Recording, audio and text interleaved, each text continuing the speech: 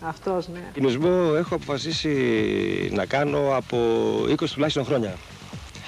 Επομένως είμαι ένας γυμνιστής με ιστορία, με παρελθόν, πάρα πολύ παλιός και με αρκετές εμπειρίες. Υπήρξαν στιγμές που αναγκαστήκατε να βάλετε το μαγιό σας επειδή ορισμένοι δεν θεώρησαν σωστό το να κυκλοφορείτε γυμνός στην παραλία?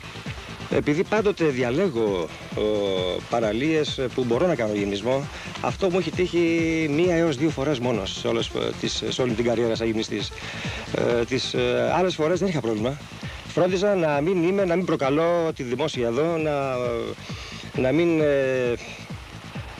δημιουργώ παρεξηγήσεις στον κόσμο, διότι βεβαίως υπάρχουν άνθρωποι που έχουν πρόβλημα, διότι είναι με τις οικογένειές τους, είναι με τις γυναίκες τους, είναι τα παιδιά τους και δεν πρέπει να τους σοκάρουμε. Στην επαφή με τη φύση. Εγώ προσπαθώ τουλάχιστον από τη δική μου τη μεριά να μην έχω για μένα κανένα πρόβλημα. Να είμαι για μένα, να υπάρχω για μένα, έτσι ώστε να νιώθω ευχάριστα. Εάν κάποιοι άλλοι, γυναίκες ή άντρες, με κοιτάζουν και δημιουργούν έτσι πρόβλημα στον εαυτό τους, είναι δικό τους πρόβλημα. Εγώ πάντως δεν έχω πρόβλημα. Υπήρξαν στιγμές που αναγκαστήκατε να βάλετε το μαγιό σας επειδή ορισμένοι δεν θεώρησαν σωστό το να κυκλοφορείτε γυμνός στην παραλία?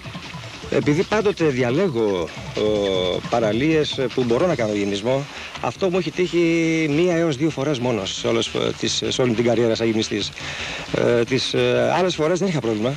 Φρόντιζα να μην προκαλώ τη δημόσια εδώ, να μην δημιουργώ παρεξηγήσεις στον κόσμο, διότι βεβαίως υπάρχουν άνθρωποι που έχουν πρόβλημα, διότι είναι με τις οικογένειές τους, είναι με τις γυναίκες τους, είναι τα παιδιά τους και δεν πρέπει να τους σοκάρουμε.